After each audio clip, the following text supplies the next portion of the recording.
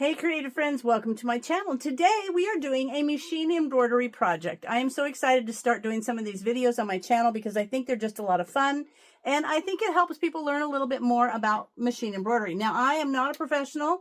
I have not been doing it very long. I've got some little tips and tricks that might help you, but other than that, some of the things I'm just figuring out, but it's been such a fun thing for me to do. Now, I recently did a review for some Richword embroidery thread on the cones, and I'm going to use this project to try it out.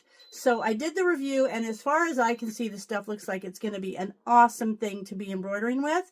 But I decided I'm going to make this super cute thing. Now, this is what they call an in the hoop project. It means, see that little mug rug right there? We're going to make the whole thing on the hoop in the embroidery machine. And I'm going to show you because I'm, kind of new at this, and I've learned some things or picked up some really good tips that I want to share. I'm going to take you down and show you what I've got going on. But I will put this actual pattern is from a company called Sweet Pea, and they're from Australia, and they sell the most amazing, super cute in the hoop patterns, and I just love them. So I've made a number of their things, and this one's just going to be fun. I want to put this on the table to put my big glass on when I have my tumbler in here. So I'm going to take you down. I'm going to show you a little bit about what I've got going on here, and then we'll get to embroidering. Okay, I print out, when you buy one of these patterns, whether it's from Sweet Pea or anywhere else, they're a digital download, so they download, and then they're a zipped file on your computer. If you're not computer savvy, trust me, this is not, it's not a struggle once you've done it once or someone's shown it to you. So you download it, and then it shows up in your files as the pattern zip. You click zip. I put a thumb drive in my computer because you need to save it on a thumb drive, because for me a thumb drive goes in my embroidery machine. If you're really techie and you got one of those embroidery machine that's Wi-Fi, you can just send it Wi-Fi. But for me, I have to put the thumb drive in the computer, and then I click on the thing to extract all, and I extract it, and I choose the thumb drive. And that what it does is opens the whole pattern up and puts it on the thumb drive. Then the thumb drive comes out and sticks in the side of your computer or your machine, and your machine reads it. That's the way I have it. But it'll also have a PDF of the instructions. I am a visual girl. I don't like to use my phone to look at instructions, so I print them out. This is also a nice way for me to have them on kind of where I can go back and look through them and go, oh yeah, I want to make that. In fact, that's how I found this one today. So I printed out my instructions. Now, most of the patterns, just so that we're learning here, will come with different size requirements. My old embroidery machine would only go up to 5 by 7. So that's as large as I could get. And this one will be 7 by 9 when you do the 5 by 7 hoop size. And that's all the bigger I wanted. But if I wanted this much bigger, I could do this hoop size, which is 6 by 10. On my machine, it's all in millimeters, I think, because it's a Husqvarna, so it's got the European measuring. But the 6 by 10 inch would be a 8 by 12. That's pretty big. And if you wanted it even bigger, you could use the big hoop, which is 7 by 12, which my new machine will do that big. But I don't need this thing to be that big. And that would be a 9 by 14. That would be almost like a placemat. That would be really big. So that'd be kind of cool, though, wouldn't it, to have that as kind of a big placemat? That'd be kind of neat. Anyway, so in each one of these sections, it tells you the fabric. So this one would have fabric A, and it needs to be 6 by 7. And I have this piece here, and I've already cut it. And then cut 2 of the 1.5 by 7s. This is for the bottom, the top, and the bottom. So mine is going to look like that. It's going to look like that. So I've got those 2 pieces. And then the backing piece has to be 7 by 9. So I've already cut that out too. The other thing is batting, because this is like a little quilted sort of thing, but it's not really quilting. But you need batting, and I needed a 7 by 9 piece of batting. So I will save all my batting pieces because this is going to go inside. No one's going to see it. I had a piece that was 7 by 7, and I had a little strip. So all I did was butted them together, and I zigzagged across it to make the right size batting. This is a way that I can save supplies. And I've actually had it where I've had like 4 pieces stuck together because it was for coasters or something, or some Christmas ornament. You never will see it, but it's a really good way to not waste. So I like that. Now the other thing they want me to use is cutaway stabilizer. Cutaway stabilizer almost feels like a fabric to me. It's like felty in a way, but it's heavy duty. It's really nice. And a little secret is when you have all your different stabilizers, it's going to be tear away, wash away, and then there's just a mesh. And in order to tell what I do, because there's no label on them after you open them, I write on the inside of the tube what it is. So this is cutaway. I can see that. So now what I've done, I've gone through my instructions. I have already hooped up, and this is the way my hoop looks. It slides on here, and it's got these hoop clips. Other hoops could be magnetic. They could be a whole lot of different ways, but this is how my hoop looks. So in the instructions, it's super simple, and I'll take you over to the machine and we'll do this. But the first thing it tells you to do is to put the cutaway stabilizer and then load the design onto the machine. Well, I've already done that, and I'll show you in a second. I've got my applique scissors because I'm going to need to trim some things. But it says place batting 1 on top of the hoop. Boop-a-doo. Done. Oops. There it is. It's done. And then I'm going to put the hoop in there, and it's going to stitch the hoop. It's going to stitch the square. And then I'll remove the hoop from this machine and trim, and then we'll place the other parts. So what's going to happen here is I am going to go ahead and get the hoop, everything set up, and then I'm going to bring you over and we'll see how it goes. Okay, I've got my hoop mounted, I've got my batting on the hoop, and I've got my thread threaded on the machine. And I am going to use a darker thread so that you can see. But if you are new, and I will show you a little thing, you're supposed to put your thread up here, and then it spools off. When you've got it like this, it spools, and that kind of twists. See how that's going to twist the thread? If you want to avoid that, because that'll kind of help it knot up. If you get one of these doodads, this is, I want to see if you can see it. Yeah, this is like a thread holder, and I love this. It's heavy duty, it's metal, and my thread comes up here. And then there's even a little attachment I could get from my machine that I also have on my sewing machine, because I use these thread holders for a lot of stuff. I hope you can see that. I couldn't really see if you could see that, but if you couldn't, I'll show you more. Okay, so now what I'm going to do is I've got it all ready and set up. Another thing I could do if I wanted is to check to see the parameters. I'm just going to check and see if my batting is placed well. I might want to slide it up a bit, huh? See, I like to check that. So I'm going to have it go over there. Oops, what's happening? Oops, hold on. Okay, I'm back. What happened was I had not calibrated it when it first started. You got to calibrate your hoop so it knows where it's supposed to be, and I did not do that. So now I have done that. So now I'm going to show you how I can decide to make sure my batting is in the right spot. So see, I know that the batting is inside of there. There's like a little thing, and your machine should have this so that you can make sure that you're doing the right thing.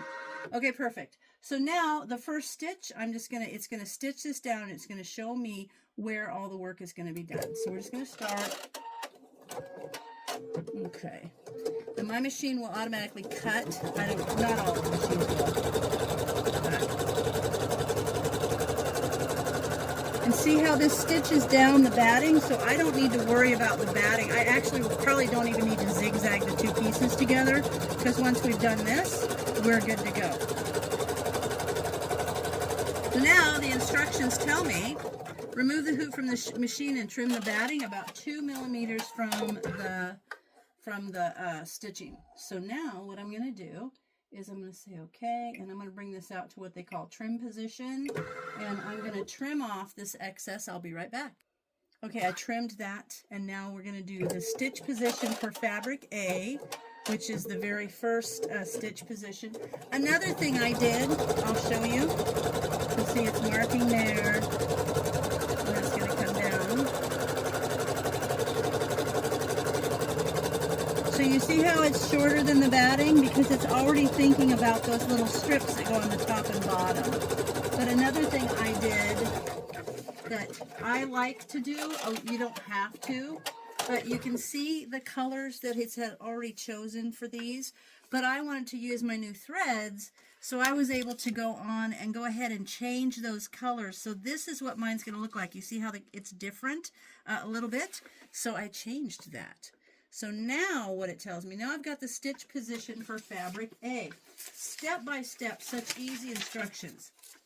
Place fabric A right side up on top of the hoop, covering the placement line. So here we have fabric A right side up on top of the hoop, and it's going to do the placement lines for fabric B. So let me line that right up with the top and bottom of the batting. And it's okay that I'm using a darker thread because you won't really see it in the end anyway. Okay, so we're going to do this. Okay. And my machine cuts the thread. My old machine did not. So I'm just going to kind of hold this down so that it doesn't get any little ripples or wrinkles in it. I just find this to be one of the most creative things ever. Okay, so now that's done. So now it says remove from the hoop and trim the fabric 1 to 2 millimeters from the end, leaving excess fabric in the seams. And these are going to be the seams. So it's from the ends up here. I'm going to go trim those, and it shows you a picture. So I'll have those trimmed, and I'll be right back. All right, I trimmed this. Now, if you don't have a machine that will slide your hoop out for you to trim, these are made so that you can just remove your hoop and trim it and slip it back in there. The machine should know where to start the stitching again. So now it's going to tell me using the top stitching line from fabric A, boom, boom, right there. And as a placement line, place fabric B on top of the hoop, wrong side up with 1/4 inch, crossing the placement line in excess. Okay, super simple. So here's my fabric B. I'm going to lace it wrong side up, which is basically face down, about 1/4 inch up. Kind of gonna eyeball that and line it up, and there we go. So this is going to happen right here.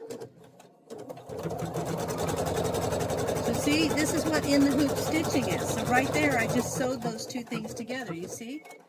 Okay, perfect. So now I'm going to go ahead and do the bottom part because that's what it wants me to do now. And then it says, so I've got that stitched. And then fold over, taut down, and do not trim any fabric. Okay, so I'm going to fold this over, and I'm going to hold it tight down. And then I'm going to start again, and that's what's going to trim this. It's going to hold this down right here. So I'm going to hold that. See there? Okay, so there's that top part. So that's done. Now we're going to do the same process with the bottom, and I'll be back when that's done. All right, now I've got the two top and bottom sewn, so you can see that's done. Now we're actually going to start the embroidery of all this, and so I'll do the first one for you, and then I'm just going to do it speedy, and you can watch the whole thing. So the first one is going to be the word sewing, because see, these go in step 5, 6, 7, and now we're on step 8. Step 8 is the sewing right there, and I have chosen to use pink number 50. So I'm going to thread pink number 50 on here, and then I'll get it started, and then I'm going to speed up so that you guys can watch this whole thing, and then I'll just do each step, and you can watch it embroider. It's going to take it doesn't take long at all, honestly. I think it's just a super fun, cool thing to do. I just love doing these things. Okay, there we have it, and now I'm going to get this going. My little that thing is so far from my fingers, I have to use tweezers to get the thread. There we go. That's just me. All right, so let me get that through there. Here, hold on. I got it. There we are. Oops, I got it knotted. There we go. Okay, so now I'm going to trim this off. Now, we're going to go ahead and we're going to start stitching the word sewing, and here it goes.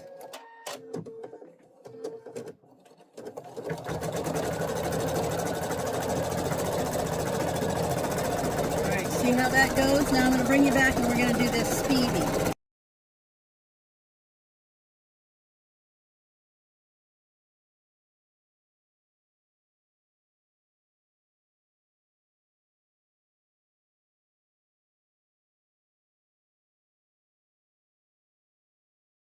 Okay, so this went ahead and did this after I stopped the fast video. Now that video, this took 7 minutes to do, and you watched it for 17 seconds. But what I'm going to do now is I'm going to go ahead and finish all of the embroidery parts on here.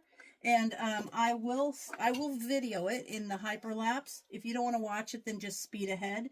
But I'll show you how the whole thing comes together because it's kind of interesting. So I'm going to go ahead and put it on speedy and get things set up to just finish the embroidery here.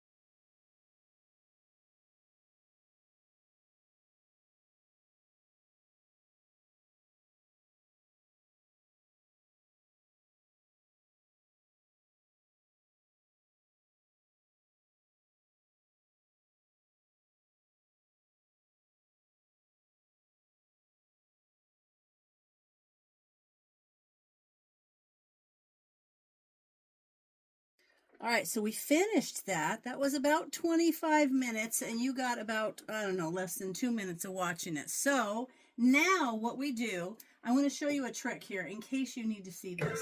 So sometimes in the middle of all that, I had to stop and I had to change the bobbin. So when it started back up, there were these little bits. I call them little whiskers. So there were these two little bits that came up from the string where I had to cut it and then change the bobbin. And then right there's a tiny little loop. Now that doesn't look very good, so I want to get rid of it. So here's a trick. You get yourself a lighter. This is polyester, and you can just melt it down. Look at that. Whoop. You never know it's happened there. And it melts right down, so you don't have to worry about it, you know, coming unsewed or anything.